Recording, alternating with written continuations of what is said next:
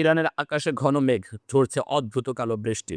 ইরানের জ্বালানি তেলের গুদামে ইসরায়েলি হামলার পর ঘন কালো মেঘে ছেয়ে গেছে রাজধানী তেহরানের আকাশ।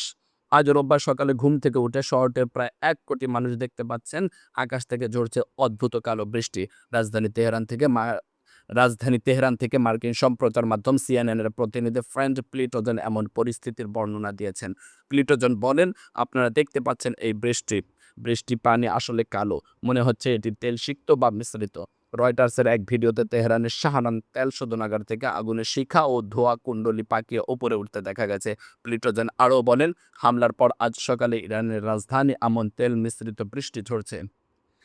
এর আগে ইসরায়েলি সামরিক বাহিনী জানিয়েছে গতকাল শনিবার সন্ধ্যায় তারা তেহরানের এমন কিছু জ্বালানি স্থাপনায় হামলা চালিয়েছে যেখান থেকে সামরিক খাতসহ বিভিন্ন গ্রাহকদের কাছে জ্বালানি সরবরাহ করা হয়। বার্তা সংস্থা রয়টার্সের এক ভিডিওতে তেহরানের শাহরান তেল শোধনাগার থেকে আগুনের শিখা ও ধোঁয়া কুণ্ডলী পাকিয়ে উপরে উঠতে দেখা গেছে।